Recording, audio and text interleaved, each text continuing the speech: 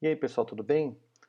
Então vamos lá, agora a gente vai entrar numa parte um pouco mais técnica, né, da produção, falando sobre plano, sobre movimentos de câmeras e enquadramento, tá? Eu vou tentar dividir isso da melhor forma possível, né? E aí a gente vai seguindo daqui, beleza? Então tá aí, movimento de câmera, enquadramento e planos.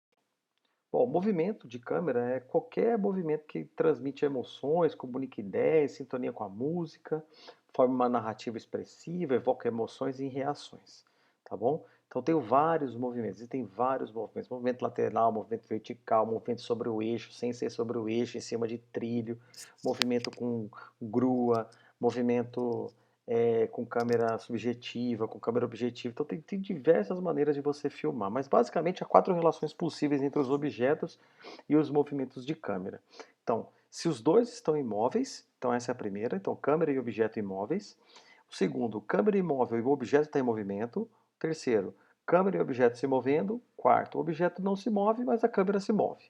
Beleza? Então, eu tenho quatro relações possíveis entre objetos e os movimentos de câmera. Tá legal? Dentro dessas quatro relações possíveis, existem outras inúmeras variações, tá bom? Algumas delas. A câmera pode girar em torno do seu próprio eixo, tanto horizontal quanto vertical, então a câmera fica parada, tá? Então pensa assim, eu boto a câmera parada e ela gira tanto na horizontal quanto no vertical, beleza? Isso é uma panorâmica. Ela pode deslizar sobre um trilho ou um carrinho, né? Você pode usar até uma cadeira de rodinhas, uma cadeira de roda, uma cadeira dessas convencionais para poder fazer isso. Então, quando eu tenho isso, a minha câmera ela desliza sobre o trilho, mas ela não mexe o eixo. Quem faz o movimento é o trilho, ok? Ela pode se movimentar para frente e para trás, lateralmente, para cima e para baixo. Pode usar o zoom para realizar um movimento frontal. Então, eu quero me aproximar utilizando o zoom. Ou pode ser montada numa grua, que permite diversos movimentos acompanhando objetos e personagens. Também pode ser montado numa coisa que nós chamamos de Steadicam.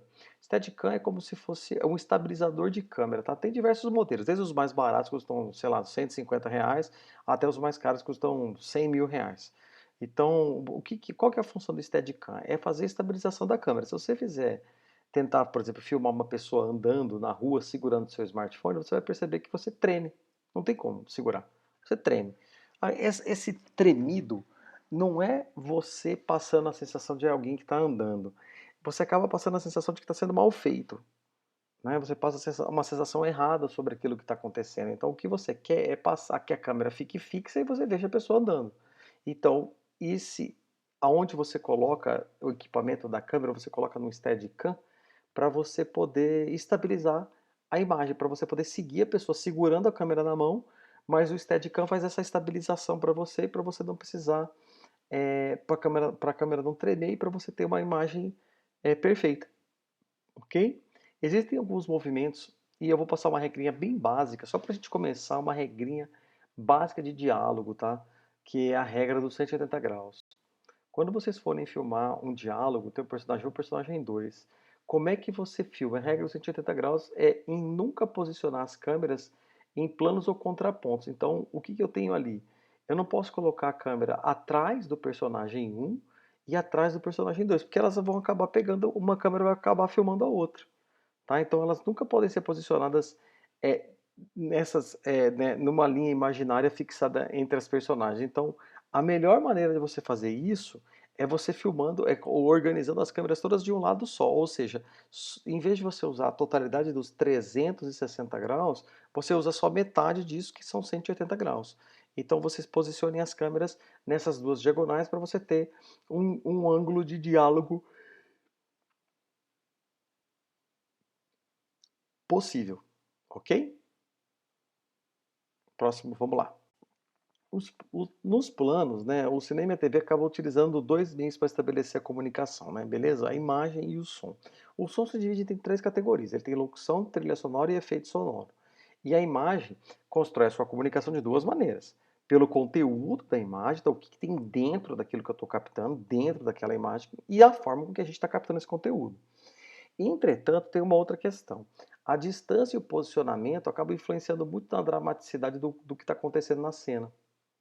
Aham, seja por um beijo numa novela, ou sei lá, as lágrimas de uma criança em um telejornal, ou o discurso de um político numa campanha eleitoral. Então a distância desse plano, a distância do plano em que a câmera capta o personagem, acaba sendo igual à distância do personagem para o espectador. Ou seja, quanto mais próximo eu estou do personagem, mais próximo a pessoa que está vendo, o espectador, ele está daquilo que você está querendo passar para ela. Então tem diversos planos de enquadramento, né, diversas maneiras de você organizar planos para você passar ideias diferentes a respeito de temáticas diferentes. Vamos ver? Então tá bom. Então o primeiro é o grande plano geral.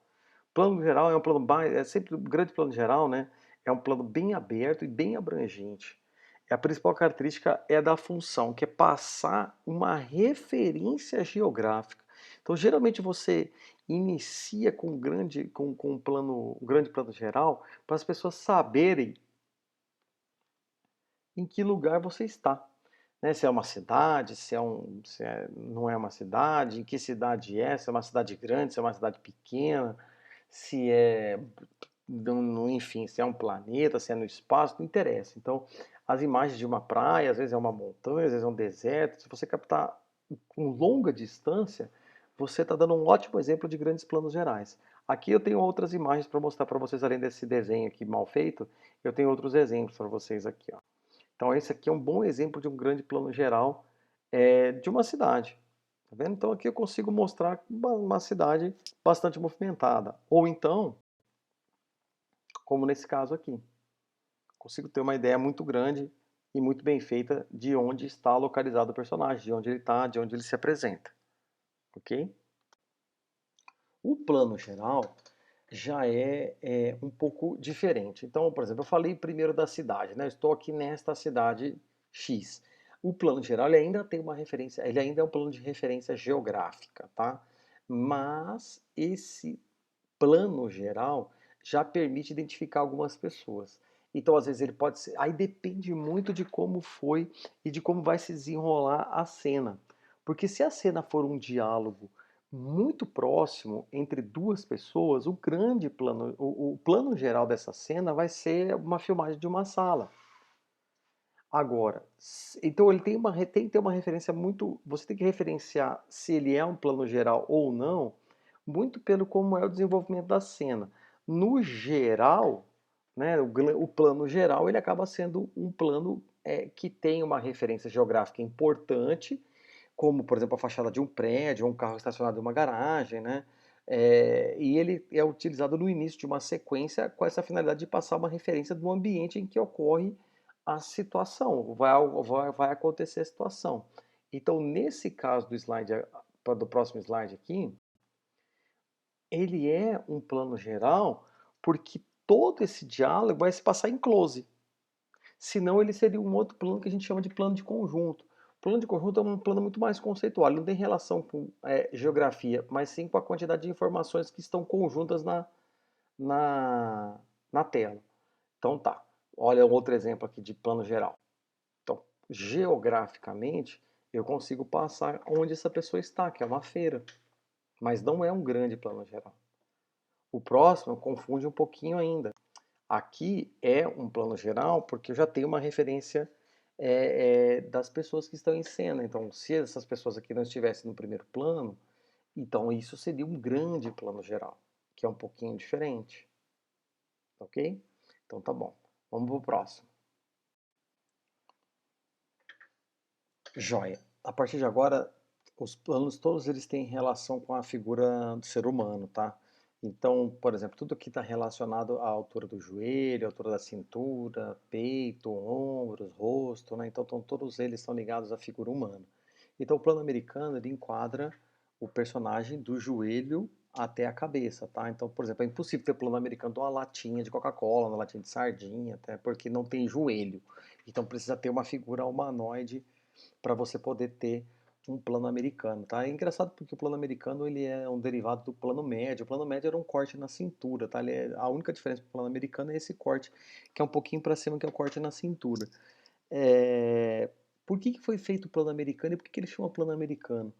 É porque, por causa do faroé, desses westerns americanos, né? Então, como o western tinha que mostrar a arma é, do, do mocinho ou do bandido, né, naqueles duelos. E aí eu tinha que fazer a câmera ficar um pouco mais baixa, então não dava para ser plano médio, o plano médio ia cortar na cintura e não ia aparecer a pistola, não ia aparecer o revólver. Então eles criaram esse plano americano por causa disso, por causa dos faroestes americanos aí. Não só os americanos, mas italianos também, que eram bem importantes aí por um certo período de tempo, foi bem importante também. Então são coisas bem marcantes aí é um plano bem marcante, né, que é o plano americano, que enquadra do joelho até a cabeça. Vamos ver alguns exemplos. Tá aqui um exemplo legal, então, do joelho, cabeça. De novo, joelho, cabeça. Esse aqui é um faroeste americano bem famoso, inclusive. Esse é um pouquinho mais difícil de reconhecer, mas ainda o plano americano, do joelho até a cabeça. Tá bom? Próximo plano é o plano de conjunto. O plano de conjunto é um plano de conceito, ou seja, ele não está preso necessariamente a uma referência corporal. Eu falei que ia ser só de referência corporal, acabei esquecendo o plano de conjunto, tá? Mas ele está preso a uma ideia, tá? Ou seja, o plano de conjunto passa uma ideia do quê? De conjunto, né? Claro. Então é uma coisa meio óbvia, né? O problema é que quando você monta um conjunto de personagem com seu carro na garagem, você acaba podendo enquadrar ele de corpo inteiro e, portanto, um plano de conjunto também poderia ser um plano geral. Então, um plano de conjunto, ele pode, às vezes, ser um plano geral, às vezes ele pode ser um plano americano, dependendo. Então, aquele plano que estava ali atrás, com duas, três pessoas, pode também ser um plano de conjunto. Então, plano de conjunto é esse tipo de plano de conceito para dar ideia de conjunto, tá? Como nessa imagem aqui na sequência. Então, isso aqui é um plano de conjunto, tá? Isso aqui é uma fotografia, né? Basicamente uma fotografia aqui feita de um registro aqui simples da vida. Mas esse próximo slide, esse aqui é um filme. E esse aqui é um plano de conjunto feito no filme. Como é que você poderia delimitar que tipo de plano é esse daqui, né? Então, é um plano que tem como conceito principal passar a ideia de que essas três pessoas estão reunidas. Então, esse é o plano de conjunto. Lá naquele primeiro slide que eu passei para vocês do plano geral, o plano geral também pode ser dentro daquela situação, né, de ambiente fechado, de uma cena que vai se desenrolar dentro do ambiente fechado, que é essa, isso aqui também é um plano de conjunto. Então, ele é um plano de conjunto e, no caso específico dessa cena, também pode vir a ser um plano geral, dependendo como for o desenrolar da cena. Então, se eu tenho toda a cena planejada, e aí eu entendo como vai acontecer tudo, eu posso pontuar isso aqui como sendo um plano geral. Bom, próximo. O plano médio, ele capta a personagem da cintura até a cabeça. Então é um plano bastante utilizado no jornalismo, né? Por uma razão bem simples, porque se você reparar no quadro, você nota que à medida que você aproxima a câmera do personagem, você diminui o espaço de fundo e aumenta a proporção do personagem no campo visual. Isso porque você quer que o jornalista ele tenha uma certa ele esteja bem enquadrado e visível para as pessoas verem, mas você não quer que ele fique muito íntimo do espectador para não passar uma ideia de que é da dramaticidade, de uma dramaticidade além da conta. Então, o que que você quer passar, o que que você quer fazer? Você quer ficar no meio termo. Então, o plano de meio termo aí, nem tão íntimo e nem tão impessoal, é o plano médio, né? Justamente por isso que ele é o plano médio. Então, esse corte que vai da cintura até a cabeça. Claro que ele acaba sendo utilizado de outras maneiras por diversos outros assuntos, mas é um dos planos mais comuns no jornalismo. Quando você quer passar uma ideia, por exemplo, que alguém morreu no jornalismo, você quer deixar isso de alguma maneira um pouco mais dramático, você pode reparar que daí, ou eu vou falar sobre aqui, o plantão. Aconteceu uma coisa impensável, né? Aconteceu alguma coisa, uma tragédia. Então eles aí aproximam a câmera para aumentar a carga de dramaticidade, para deixar você mais próximo como espectador da pessoa que está falando aquilo que vai ser dito naquela hora, tá bom? Aqui tem alguns outros exemplos de plano médio. Vamos lá. O cisne, a cena do cisne negro, esse filme é excelente, muito, muito, muito bom. A cena do Harry Potter, que também é um bom filme. Legal. Próximo, vamos lá. Bom, meio primeiro plano. Meio primeiro plano é da altura do tórax até a cabeça, tá? Então, nessa distância, as relações começam a se estreitar muito. Então, é uma distância para um diálogo sério, então, é uma distância para uma notícia também um pouco mais dramática. Então, por isso que eu falei para vocês que o jornalismo acaba utilizando muito plano médio para fazer uma notícia de cotidiano, para falar alguma coisa que está acontecendo. Mas se for uma coisa um pouco, uma carga dramática um pouco maior, então você vai se utilizar do meio primeiro plano, né? Você vai é muito utilizado também em campanha eleitoral, né? Porque você quer parecer amigo da pessoa. O político vai querer parecer seu amigo, então ele vai querer parecer vai ser que parecer querer parecer ser mais íntimo do eleitor, né? Então, assim, ele quer ser íntimo, mas não quer ser abusado. Então, o meu primeiro plano acaba sendo esse contato visual perfeito. Então, repara como a jornalista na outra cena, ela parece que vai dar uma notícia com uma carga dramática maior, tá vendo? Muito mais interessante,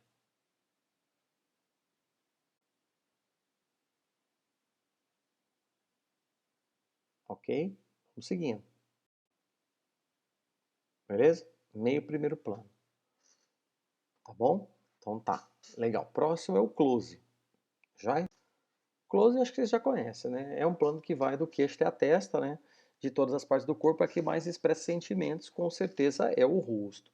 Então o rosto tem que ocupar todo esse campo visual da tela, ou seja, queixo quase lá na linha de baixo e testa quase lá na linha de cima, né? Para fazer com que o espectador dirija toda a sua atenção para o sentimento que o personagem está passando. E por isso o close também é conhecido como um plano bastante emotivo. Vamos ver nos exemplos a seguir. Tá vendo? Plano bastante emotivo, ainda que você seja o chapeleiro louco. É uma pena que vocês não puderam gravar, né? Que não deu tempo da gente poder conversar sobre isso, mas tá aqui a cena do banheiro, Psicose, ou Breaking Bad,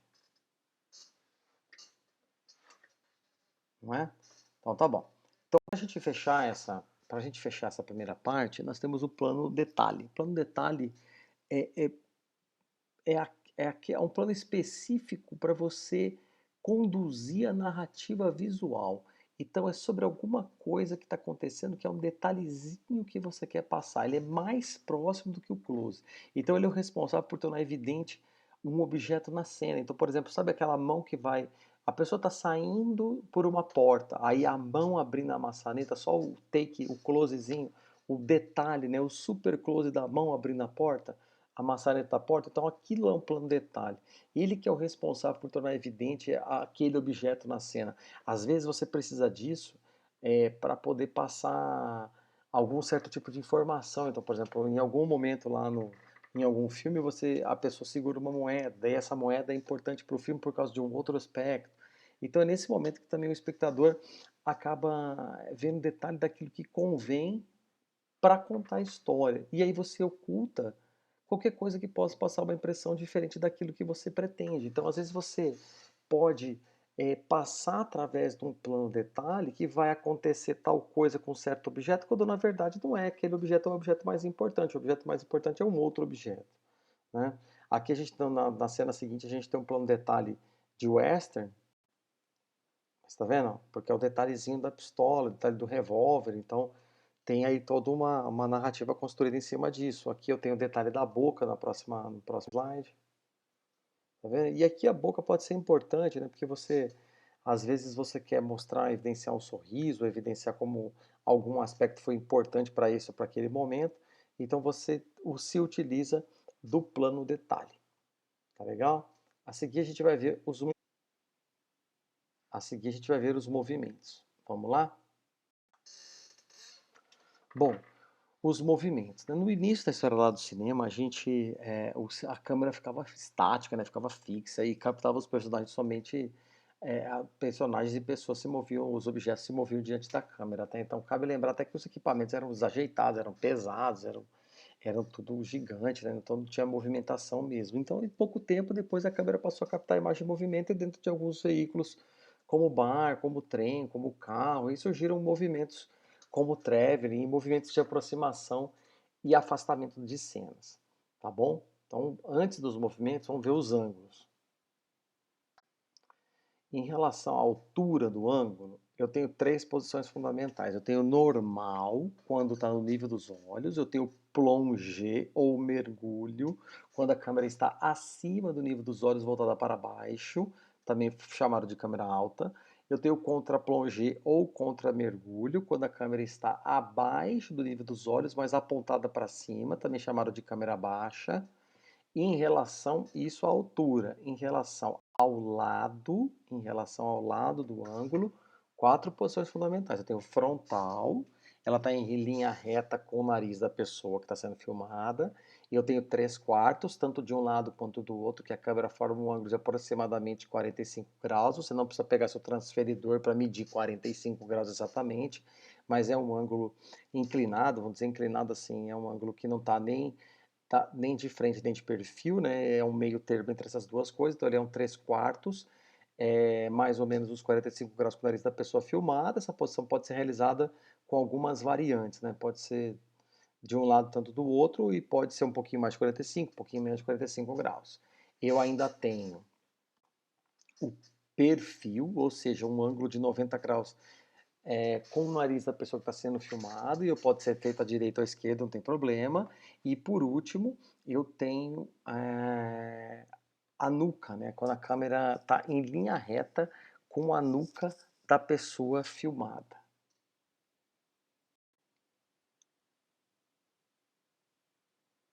Legal. Então, o traveling, que é esse primeiro movimento que a gente tem, é um movimento que a câmera fica fixa em cima de um carrinho.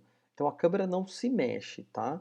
Quem se mexe é só o carrinho, da direita para a esquerda. Ele surgiu com esse deslocamento lateral que eu falei agora, da direita para a esquerda ou vice-versa, colocando junto à janela de passageiro de veículo em movimento, por exemplo, né? Só para vocês entenderem. Aqui tem alguns exemplos, por exemplo, de câmeras fixas em carrinhos, né, que se moviam ou em trilhos ou sobre rodinhas, mas a câmera ficava fixa. A segunda que a gente tem é a PAN, que é a panorâmica horizontal. Aí no caso, a câmera fica fixa, ou seja, a base da câmera está fixa. Quem se mexe é só a cabeça da câmera, tá? Então é um deslocamento lateral em torno do próprio eixo para você. É como se você tivesse com a cabeça parada e olhasse para o lado e para o outro, como você ficar com o ombro estático, parado, pescoço, e aí você olha para o lado sem mexer os ombros. Então isso é uma pan horizontal. Você faz o deslocamento lateral em torno do seu próprio eixo, tá? Então eu não mexo meus ombros e olho para o lado direito e olho para o lado esquerdo. Então eu posso fazer esse deslocamento de uma maneira lenta, devagar, e eu vou ter uma panorâmica horizontal. Então as pessoas não costumam falar em panorâmica horizontal, elas chamam de pan mesmo. Se for horizontal, elas chamam de pan. Se for vertical, elas colocam outro nome que está no próximo slide, mas a gente já chega lá. Então, primeiro, a pan horizontal depende apenas desse deslocamento em torno do próprio eixo. E o traveling depende do deslocamento do local, ou seja, da câmera, através do equipamento específico, tá? Então, a câmera, se estiver se estiver num tripé fixa, parado, e você mexer ela para um lado e para o outro, você está fazendo uma pan, ok? Pan vertical é um termo muito difícil de ser utilizado. As pessoas preferem falar em tilt, tá? Então a pan, enquanto ela gira em torno do próprio eixo da direita para a esquerda, o tilt gira em torno do próprio eixo para cima e para baixo. Então, com a mesma situação, você fica fixo, ombros fixos e mexe a cabeça para cima, mexe a cabeça para baixo sem mexer os olhos, tá? Então, mexe a cabeça para cima, mexe a cabeça para baixo. Então, a panorâmica vertical acaba destacando a altura de alguma coisa. Geralmente você quer deixar em evidência a altura de um grande prédio, então você para ele na portaria, né? A câmera começa ali na portaria e você corre a altura toda do prédio para mostrar o tamanho daquele prédio que você tem ali, que você quer mostrar um monumento ou alguma coisa que é muito grande, enfim, ou foguete saindo, ou um elevador, né? Alguma coisa nesse sentido. Então é um movimento comum para esse tipo de coisa. Tá legal? Então vamos lá, vamos continuando. Zoom in, que é uma aproximação da imagem pelo jogo de lente, tá? O próximo aqui embaixo está zoom in de novo, mas é zoom out, tá bom? Zoom out. Zoom out é mexendo na lente. Atenção, é mexendo na lente. Então eu faço na lente me aproximar e me afastar, ok? Me aproximar e me afastar, tá joia? O boom é o movimento da câmera para cima e para baixo. Se a sua câmera fosse seus olhos, então é como se você agachasse e levantasse. A câmera não mexe, que a câmera são seus olhos, então sempre olhando para frente. Então você abaixa e levanta, a câmera continua olhando no mesmo nível, sem você mexer no pescoço ou nos olhos. E isso é o movimento do boom. É o movimento da câmera para cima e para baixo, mantendo o eixo horizontal no mesmo lugar. Sem manter o eixo horizontal no mesmo lugar, tá bom? É movendo para cima e para baixo. O eixo horizontal ele varia porque você está agachando ou levantando. O dolly é um movimento lento de câmera por carrinho ou equipamento.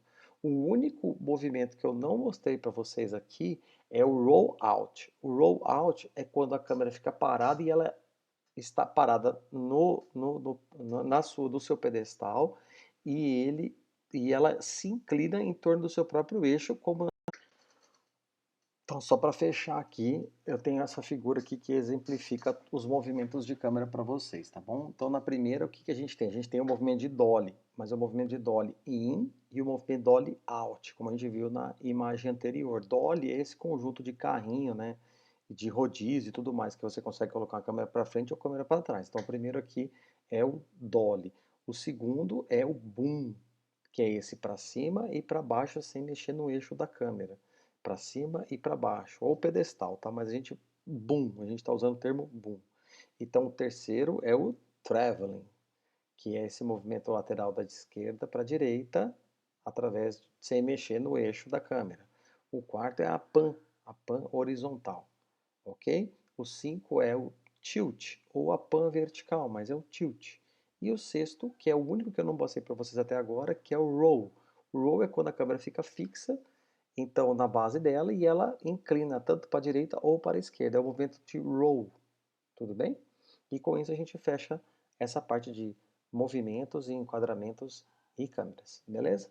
Valeu, gente, um abraço, até mais.